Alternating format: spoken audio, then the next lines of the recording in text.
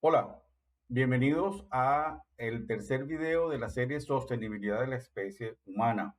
Les traigo un video que yo creo que va a ser bien revelador y te invito desde ya a que te quedes hasta el final porque voy a tratar de enseñarte, voy a mostrarte un procedimiento sencillo para determinar tu huella de carbono. ¿Ok? Porque es importante saber cuál es la huella de carbono personal. Bueno, porque así vamos a tomar conciencia de cuánto emitimos, cuántas toneladas de CO2 equivalentes emitimos simplemente por existir.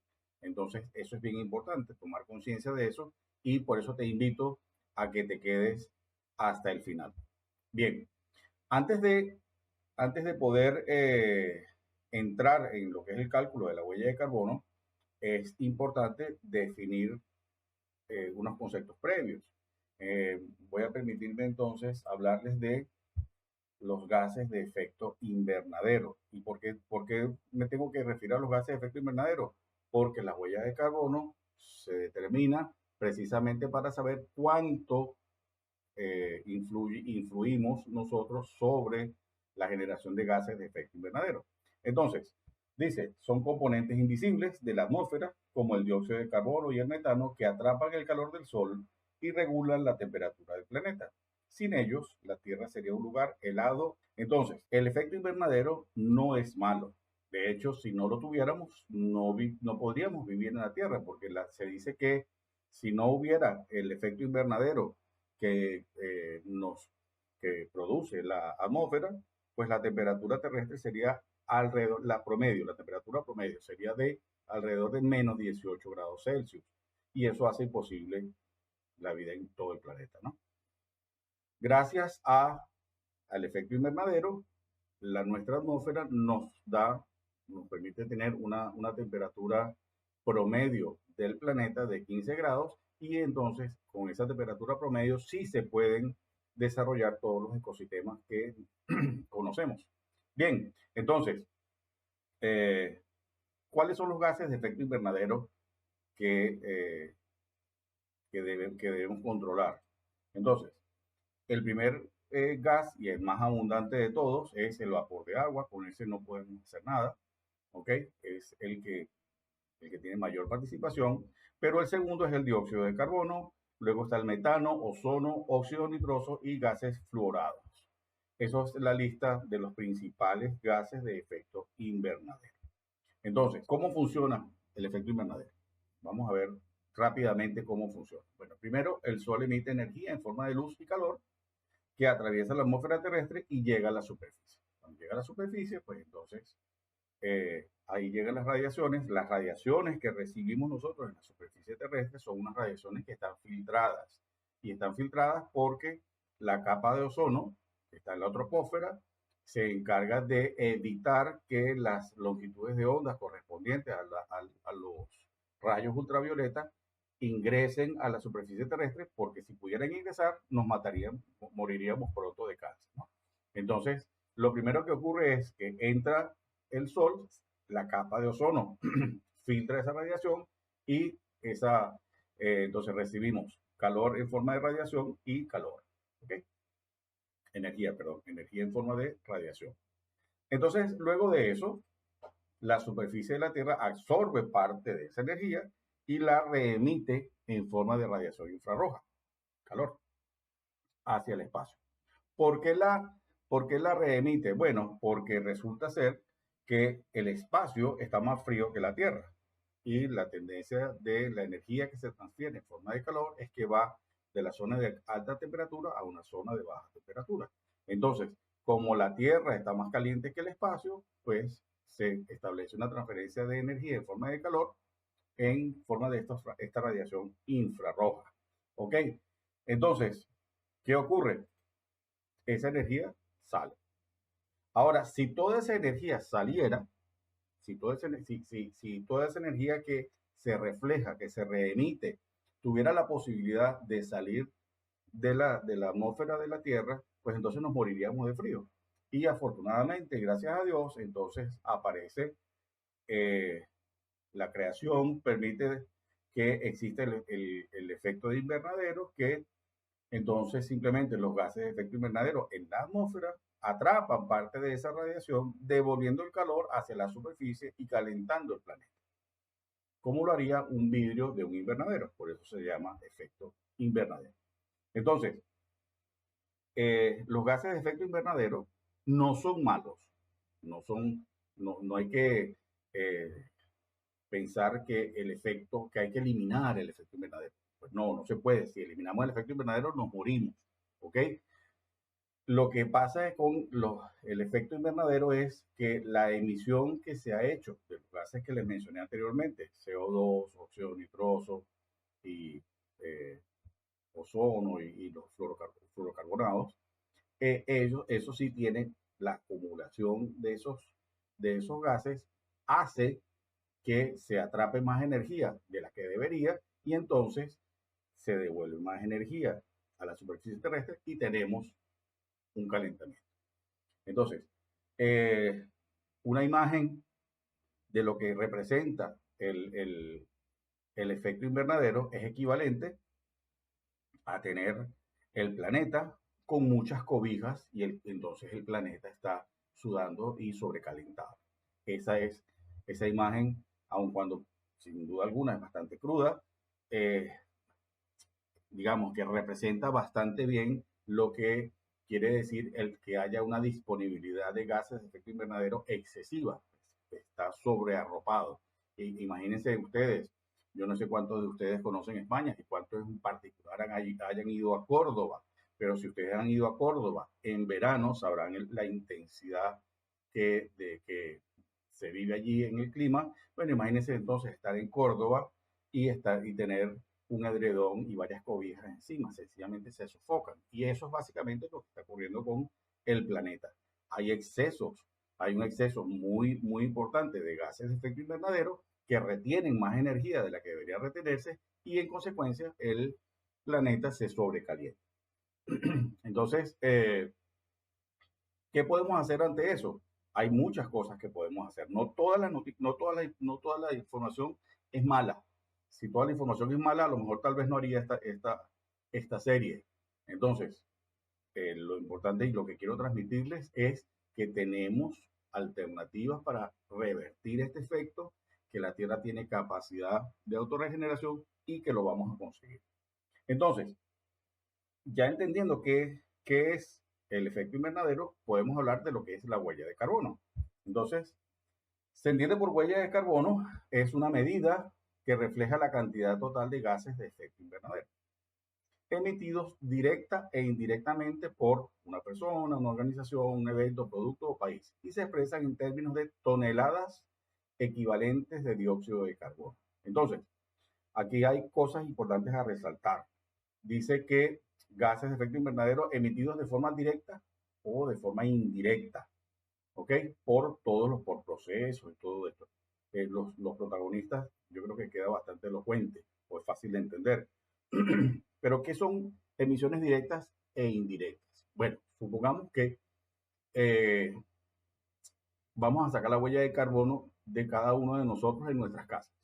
Entonces, nuestras emisiones directas son, si ustedes tienen, por ejemplo, una chimenea y eh, encienden un fuego de cuando en cuando, pues entonces ustedes están emitiendo el calor, la quema de esa madera supone la emisión de CO2, agua, nitrógeno y algunos otros componentes.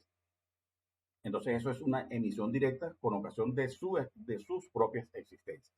Si ustedes, por ejemplo, tienen, digamos que tienen una cocina que funciona a gas, pues bueno, cada vez que enciendan esa cocina, la emisión correspondiente al proceso de combustión de ese gas, que cuando se quema produce CO2, pues entonces eso es una emisión directa.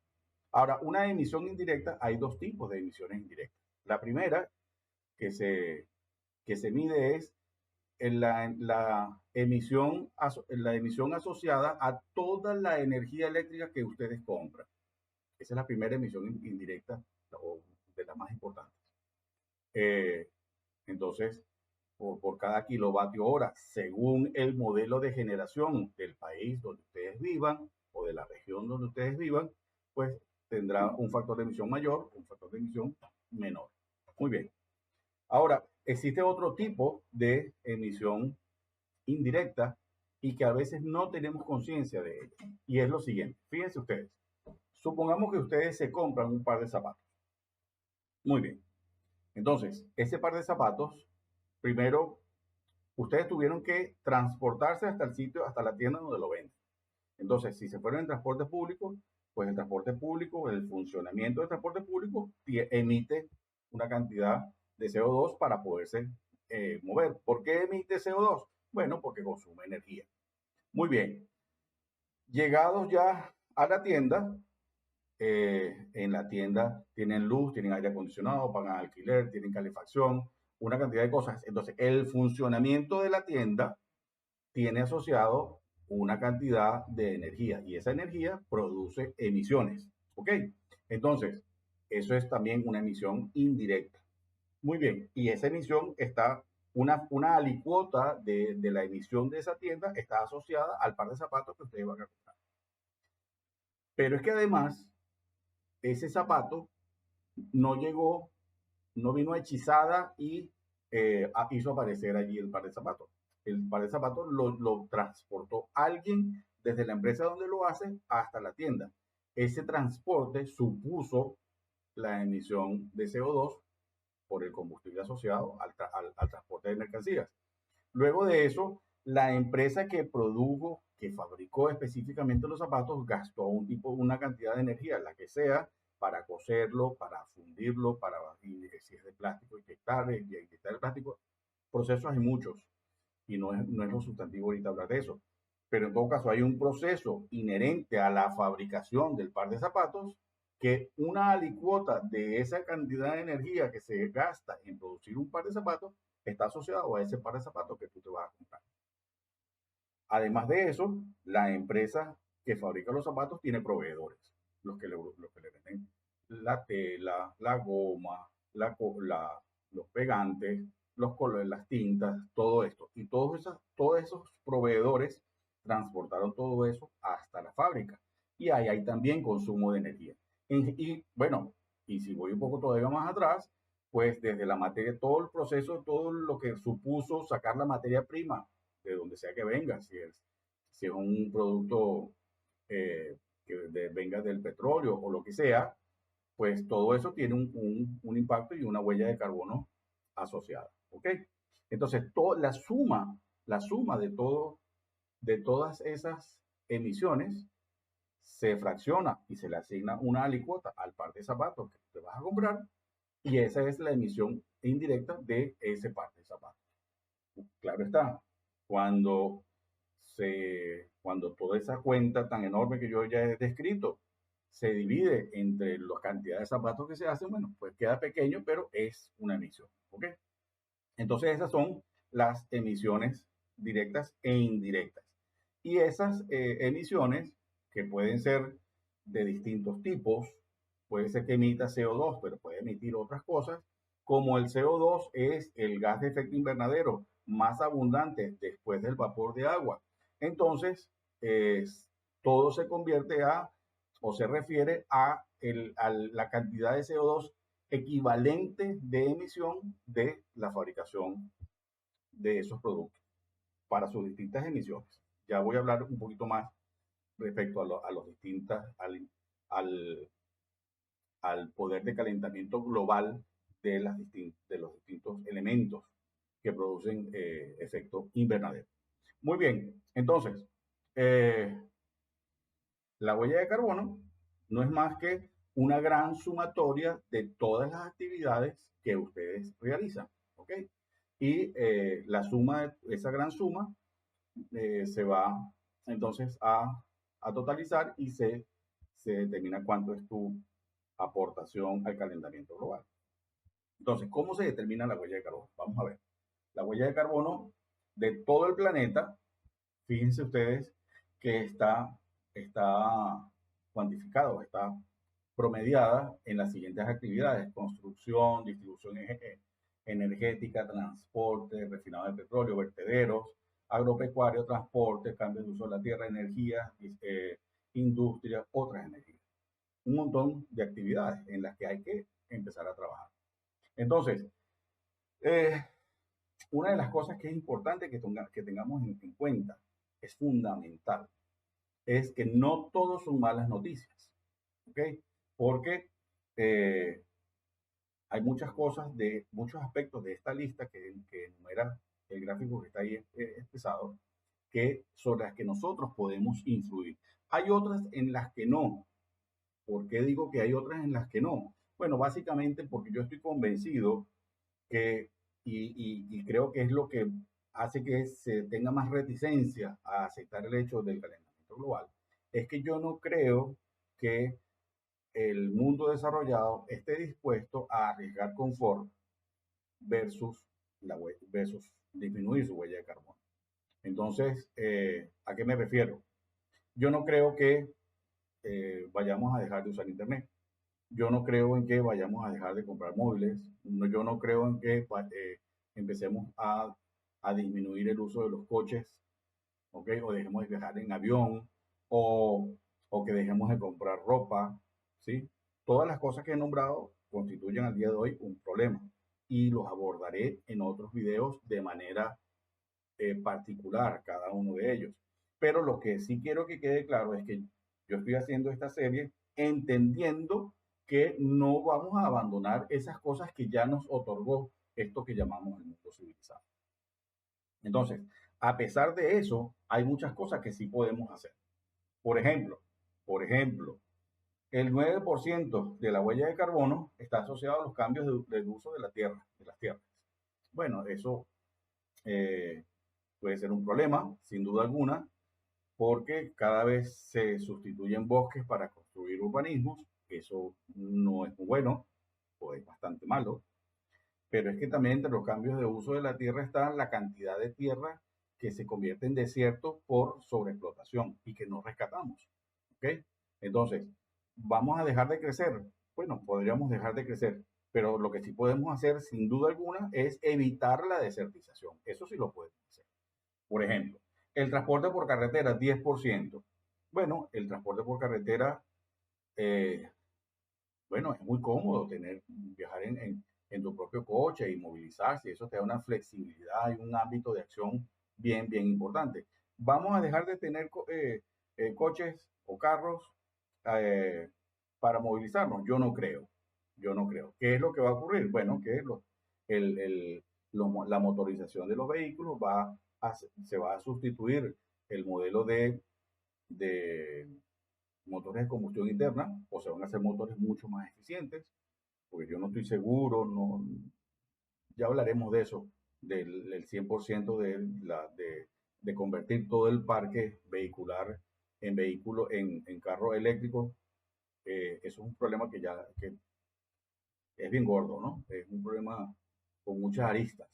Entonces, pero yo no creo que vayamos a prescindir completamente del motor de combustión interna, pero sí se puede disminuir notablemente su uso y entonces hacer que este 10% disminuya.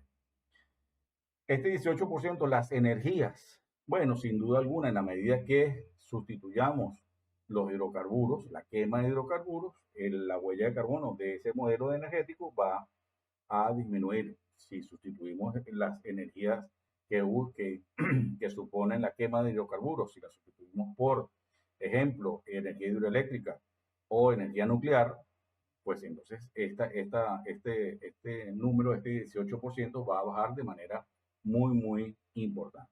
Este 9,6, yo creo que este 9,6 va a crecer porque de alguna manera tendrá que compensar el 18% de la energía, pero las emisiones van a bajar de forma muy, muy importante. Y al final, la industria, todas las industrias tienen que entrar necesariamente por el camino de la economía circular, el desarrollo sostenible, disminuir eh, el, el, la emisión de carbono asociada a su actividad. Eso es una realidad. Quiero hacer aquí un, un paréntesis, y referirme al 6.4% de la construcción. La industria del cemento, que produce casi el 7% de todas las emisiones totales del mundo, bueno, ciertamente produce mucho CO2. Y podríamos decir, no, es que la industria del cemento es culpable de una buena parte del calentamiento global. Y es verdad, eso es verdad. Pero ¿qué ocurre? ¿Por qué existe el cemento? ¿Por qué existe la construcción de cemento? Porque a ti y a mí nos gusta vivir en una casa hecha de cemento, con ladrillos y que tenga friso y que tenga piso y que por eso es. Si nosotros no viviéramos en casas de cemento, pues entonces la industria del cemento no prosperaría. Pero ¿cuál es entonces, cuál es la propuesta? Vamos a empezar a vivir en casas hechas de qué? Porque si es madera, entonces consumimos madera y la biomasa, y si es plástico, pues entonces también. Entonces, a lo que voy es que vamos a centrarnos en las cosas que realmente podemos disminuir. La industria del cemento está haciendo trabajos muy, muy importantes para disminuir su emisión, a mí me consta, eh, pero es tan solo el 6.4%. Tenemos todavía 18 más 9 más casi 20, más el transporte por carretera, eh, el transporte no terrestre, o sea, los aviones y los barcos. O sea, todavía hay mucho que hay que poner atención y que puede causar un impacto realmente importante. Entonces, eh, no, no nos centremos en cosas que realmente van a dañar nuestro modo de vida, porque a la vuelta de muy poco tú vas a decir, no, yo no estoy dispuesto a esto. Yo no, yo no estoy dispuesto a vivir en casas de cartón, o yo no estoy dispuesto a vivir en casas de madera, o lo que sea. O sea, el pretender que la construcción disminuya es bien difícil. O sea, que por ahí no es el camino. Pero tenemos el problema es lo suficientemente grande como para poderlo atacar por otro lado y lograr efectos importantes de disminución de la amenaza de extinción, que es de lo que va toda esta conversación. ¿Ok? Entonces, eh, fíjense, hay algo de lo que quiero hablar, y es cada gas de efecto invernadero se hace su equivalencia a la cantidad de dióxido de carbono que supondría el efecto de esa cantidad de gas. Entonces, se dice, por ejemplo, que el metano tiene una capacidad en un horizonte temporal de 100 años, tiene un potencial de calentamiento global, es decir, que contribuye el efecto invernadero 28 veces más que lo que contribuye el dióxido de carbono. Va. El óxido nitroso produce 265 veces más que el dióxido de carbono y casi 9 veces el metano. Ya cuando hablamos de hexafluoruro de carbono, 23.500 veces, este problema no voy a abundar mucho allí, porque los combustibles al día de hoy cada vez tienen menos azufre, de manera que este impacto de 23.500 está bastante controlado. Y el uso de los hidrofluorocarbonados, esto se controló ya desde hace bastante tiempo, y hay que decir, hay que aceptar y, y hay que darle al César lo que es del César. Entonces, la industria de la refrigeración evolucionó y sustituyó el tipo de refrigerantes que venía utilizando. Entonces, los hidrofluorocarbonos ya no producen, ya no se usan los que tienen ese impacto tan importante sobre la capa de ozono. Y entonces, a pesar de que tienen números muy, muy importantes, al día de hoy podemos decir y asegurar y aseverar que esta parte yo creo que está controlado. Tanto es así que uno de los indicadores planetarios, que es la regeneración del ozono troposférico, está en buenos números. Es uno de los indicadores que no se ha excedido. ¿Ok? Inclusive, pues se tiene certeza en que el agujero de la capa de ozono se ha restablecido. ¿Ok? Bien. Entonces, ¿cómo se calcula la huella de carbono? Les dije que la huella de carbono era una gran suma, pero ¿la suma de qué? Entonces, Las toneladas de CO2 equivalente es igual a FE, se refiere a un factor de emisión, ¿sí? Un factor de emisión de alguna actividad. Entonces, el factor de emisión por la intensidad de la actividad cual sea. ¿Ok?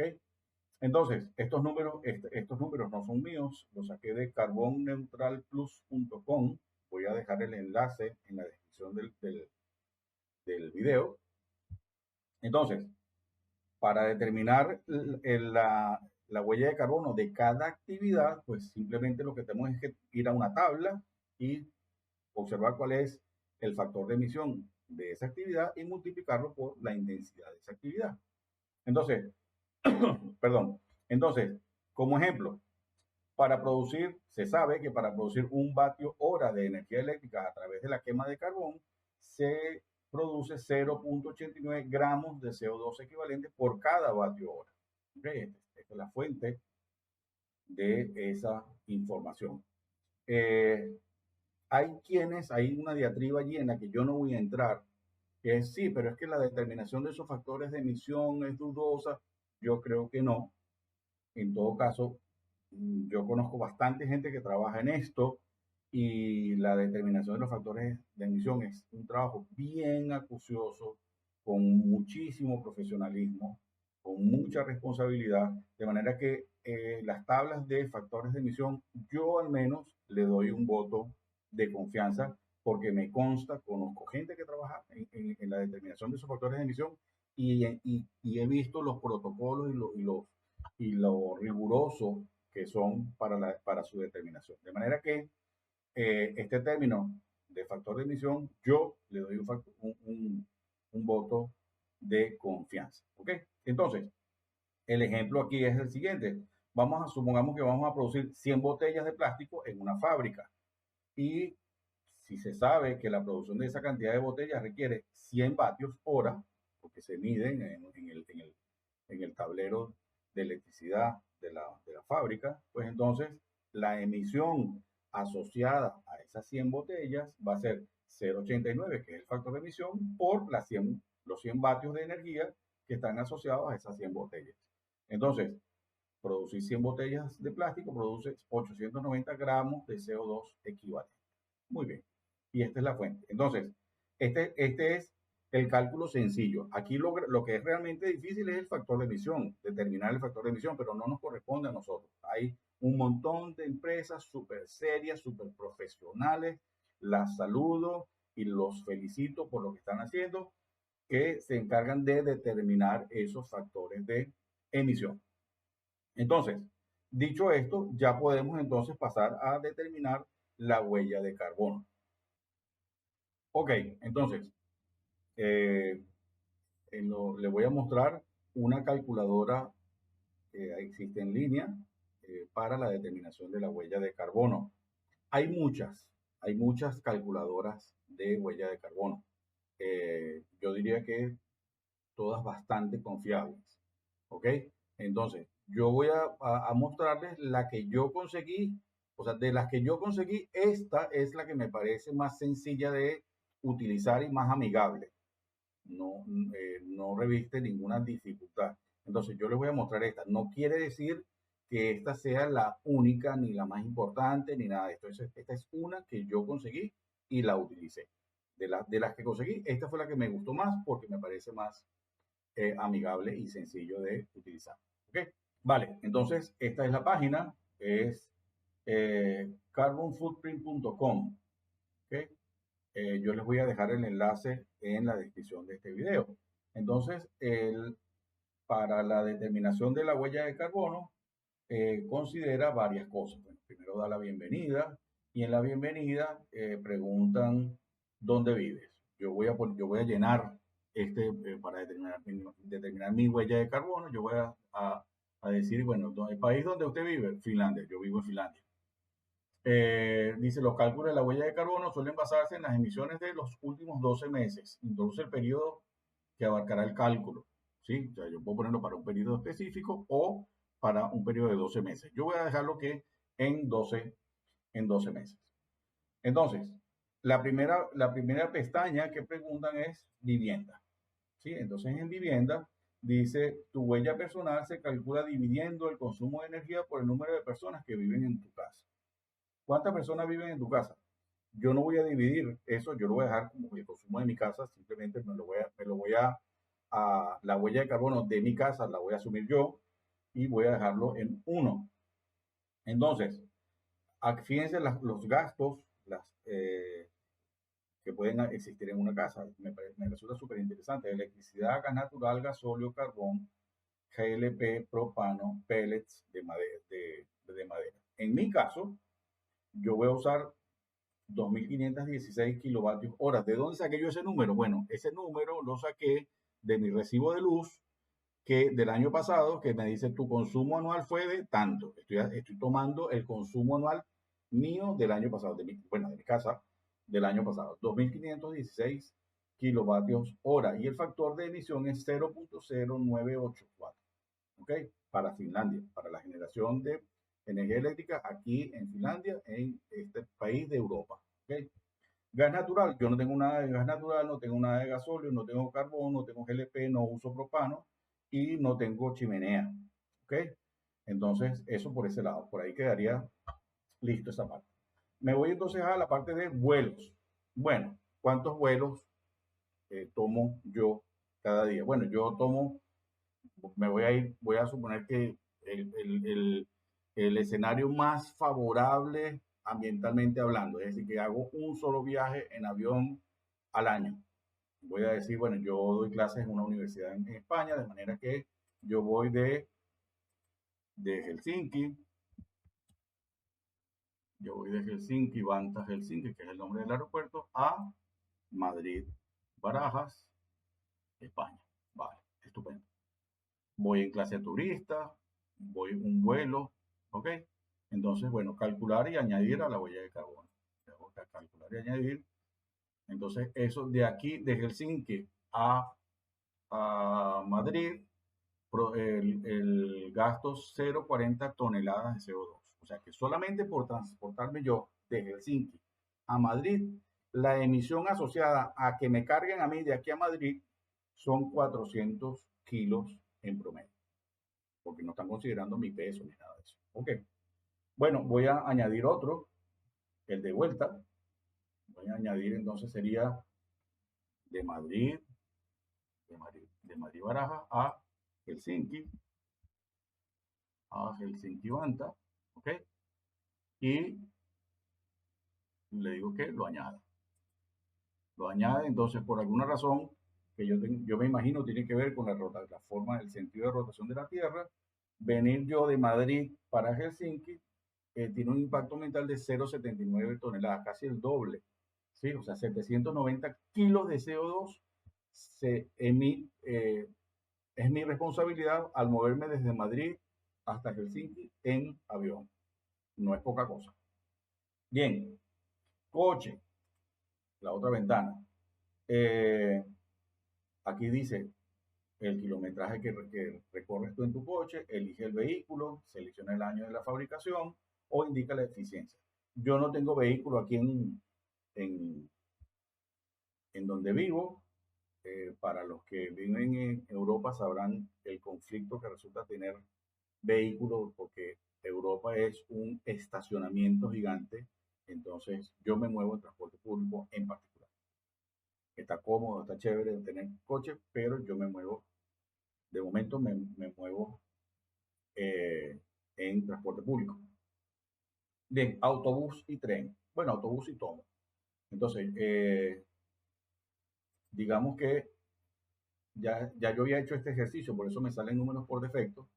Supongamos que yo recorro al año alrededor de 560 kilómetros en autobús.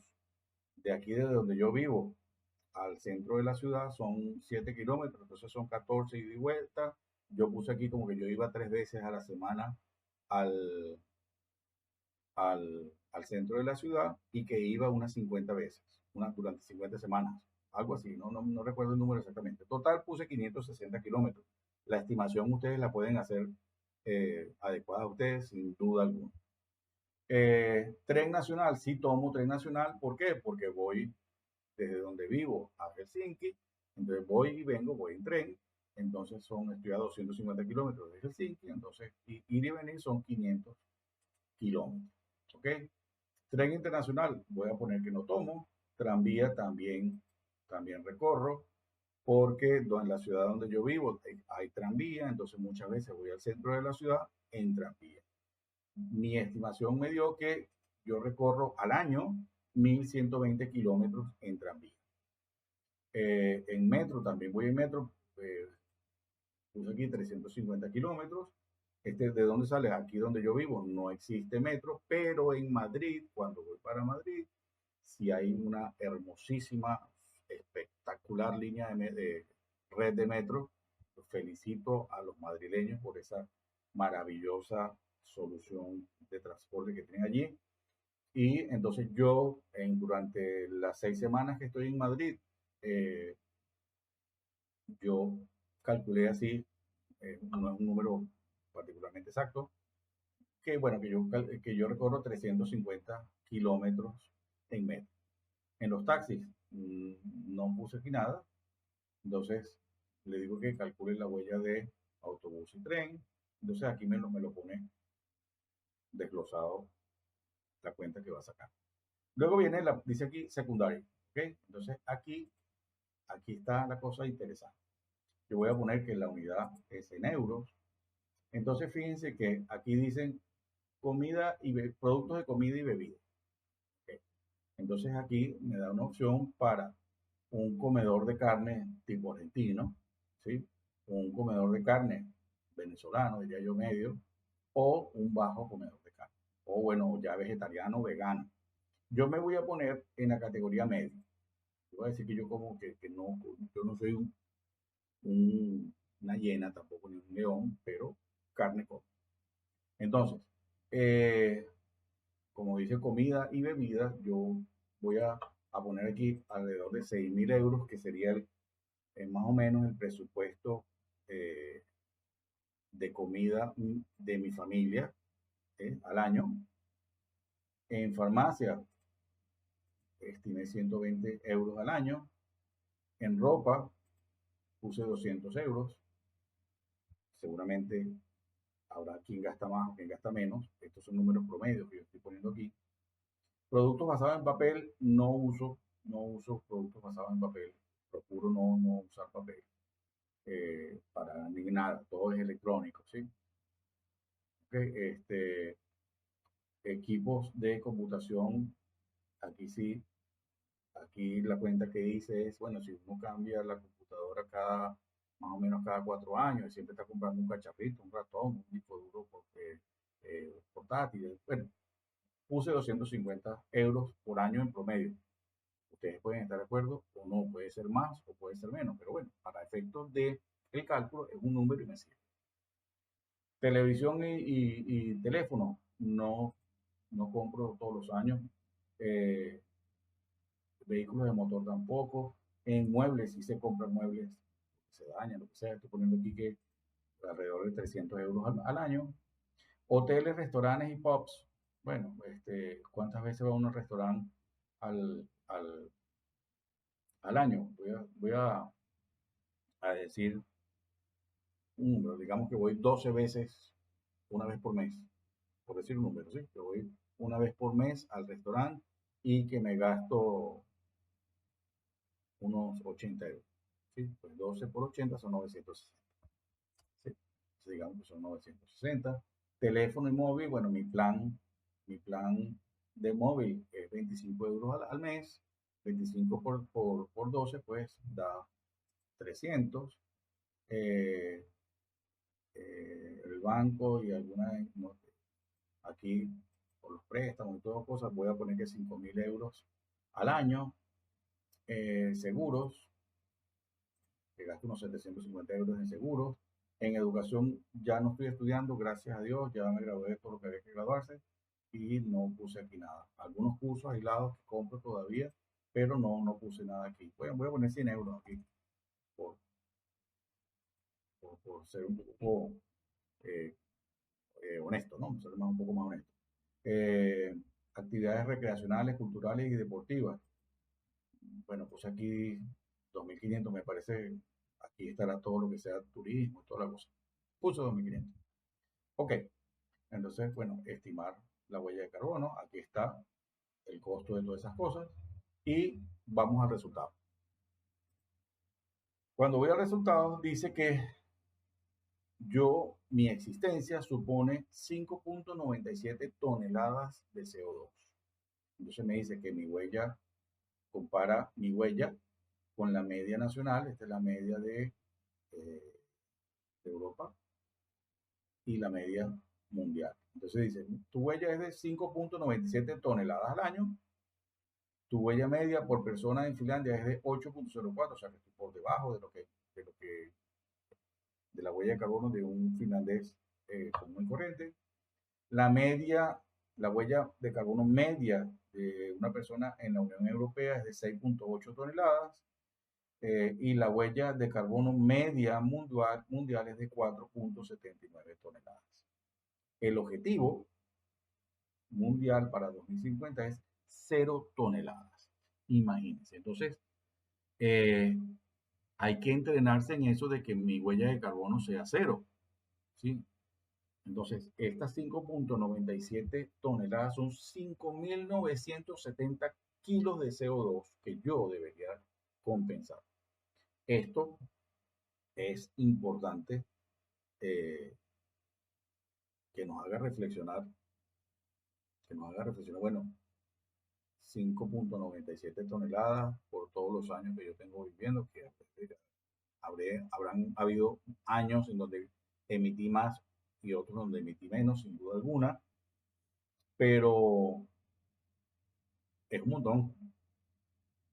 montón de kilos, ¿sí? Entonces, eh, ¿qué voy a hacer yo con ese número? Por este número, por este número, es que yo digo, yo tengo que hacer mi parte. ¿Por qué? Porque, claro, hay entes, empresas que emiten muchísimo más, pero mi responsabilidad son al menos ese 5.97 toneladas de CO2. Y yo tengo que hacer algo con eso. Y te invito a ti a que saques esta cuenta, que saques este número y tomes conciencia de qué es, cómo deberías presentarte tú ante el ambiente, ante el medio ambiente, porque somos responsables todos. ¿Ok? Miren, ¿se acuerdan que les mostré? Y esto es lo correspondiente a la huella de carbono. Quiero, antes de despedirme, quiero hablar de otra cosa. Y es, no todos son malas noticias. Tenemos, tenemos rango de acción. Entonces, para mostrarles el rango de acción que tenemos, debo mostrarles eh, o me voy a meter en un tema que puede ser delicado. Fíjense, en el tema en el que me quiero meter es, estamos en un tiempo en el que lo mandatorio, lo importante, lo que realmente suma, suma a la solución, es que todos estemos eh, hermanados y unidos hacia la solución. Entonces, digo esto porque se forman unas diatribas muy, muy importantes. Eh, ¿Se acuerdan que les mostré que el nitrógeno, el metano, 28 veces más que el dióxido de carbono y que los NOx, 200 y tantas veces más que el dióxido de carbono? Y hacia el tema que me quiero meter, y créanme que no pretendo acusar a nadie ni ponerme del lado de nadie. No. Fíjense, hay una diatriba muy, muy importante en, en este mundo civilizado, que están los dos extremos. Están los veganos, por un lado, que le recriminan a los que comen carne, le recriminan las emisiones de metano tan feroces que están causando tanto tanto ganado, toda la actividad pecuaria, ¿no? Bien sea bovina, porcina, caprina, bueno, todas las especies de carne que consumimos. Este, y bueno, ¿y qué es lo que pasa? Bueno, en contraparte, eso lo dicen los veganos. En contraparte, los que comen carne, pues dicen, sí, pero, ok, mi impacto es 28 veces más que el dióxido de carbono. Pero es que resulta que la actividad agrícola es 230 y tantas veces más que el dióxido de carbono. Casi 10 veces el efecto de comer carne. Entonces, los que estamos en el medio, que no somos veganos y tampoco somos unos comedores de carne exclusivos, estamos allí en el medio y estamos en medio de una pelea que no va a llevar a nada. Es una discusión que no va a llevar a nada. Comer solo vegetales tiene una huella de carbono muy, muy importante. Y comer solo carne también tiene una huella de carbono muy, muy importante. Pero no vamos a empezar a resolver el problema por los puntos que nos separan. Resolver esa diferencia entre los veganos y los que comen carne no va a resolver el problema del cambio climático. No lo va a resolver. Entonces, ¿qué sí va a resolver el problema de calentamiento global? ¿O qué puede realmente sumar a este problema? No es esa diatriba entre veganos y comedores de carne. No, no es. Olvídense. Mis respetos a los dos grupos. Los respeto, los acepto y solamente puedo decirles que todos cabemos. Probablemente desde el punto de vista de los veganos, los que comen carne están equivocados, pero visto desde el punto de vista de los que comen carne, a lo mejor los equivocados son los veganos. ¿Quién está equivocado o no? En este momento, eso no aporta nada, no es lo sustantivo. Pero ¿saben qué sí es lo sustantivo? ¿Saben cuál sí puede ser un elemento de cambio? Miren esta noticia. Miren esta noticia. El informe mundial sobre la crisis alimentaria. El hambre aguda sigue siendo persistentemente alta en 59 países y se considera que 1 de cada 5 personas necesita ayuda urgente. Estamos hablando de que el 20% de la población está pasando hambre. El 20% de la población. Si somos 8.000 millones de personas, eso da que 1.600 millones de personas no tienen comida, se están muriendo de hambre. Entonces, ¿qué vamos a hacer con eso? Y antes de plantear la solución, les voy a mostrar algo más. Fíjense lo que dice esto. Nairobi, 27 de marzo del 2024. Dice, los hogares de todos los continentes desperdiciaron el equivalente a más de 1.000 millones de comidas cada día durante el año 2022. Mientras 783 millones de personas padecían hambre y 1/3 de la humanidad atravesaba una situación de inseguridad alimentaria. Ese problema lo podemos resolver. Y ese problema lo podemos resolver, ¿saben por qué? Porque resulta y pasa que este mundo que llamamos civilizado produce comida cada día produce comida para 10.000 millones de personas. Pero solamente son 8.000 millones. Y de esa cuenta de 8.000 millones, 1.600 no tienen acceso a esa comida que se está desperdiciando.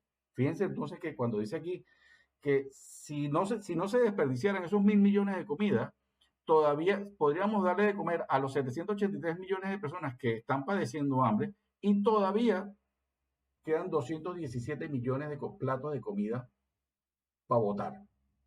Esto sí es importante. Esto sí es sustantivo. Si nosotros nos abocamos a evitar que siga sucediendo esto o que hacemos una distribución de la comida, algo, si evitamos producir más comida de la que necesitamos, eso sí va a cambiar la huella de carbono del sector agropecuario.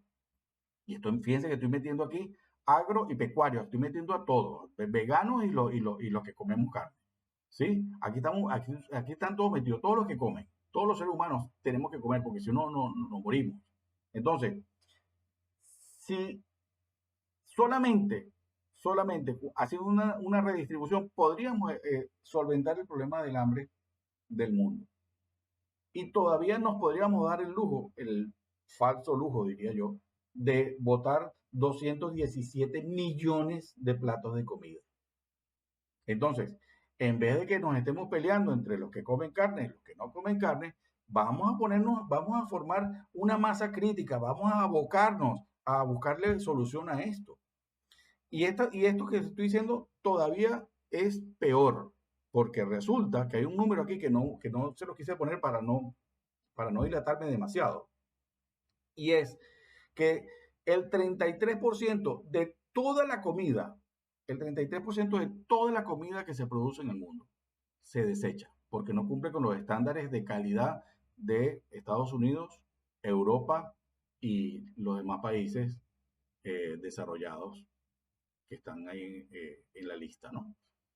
El 33%, o sea, de cada 100 papas, 33 se botan y hacemos, solamente se usan 67. Y de esas 67, entonces, una parte que está por el orden del 25% se desperdicia. Por favor, si dejamos de botar esa cantidad esa cantidad de comida, pues podemos disminuir la huella de carbono del sector agropecuario y lo podemos disminuir de manera muy importante. Entonces piensa en eso, en vez de estar con peleas que no nos van a llevar a nada, de que si comes carne, que si tú comes repollo, que si tú comes col de Bruselas, que si tú comes cochino, eso no es lo sustantivo. Lo sustantivo es evitar que se siga botando comida. ¿Ok? Bien,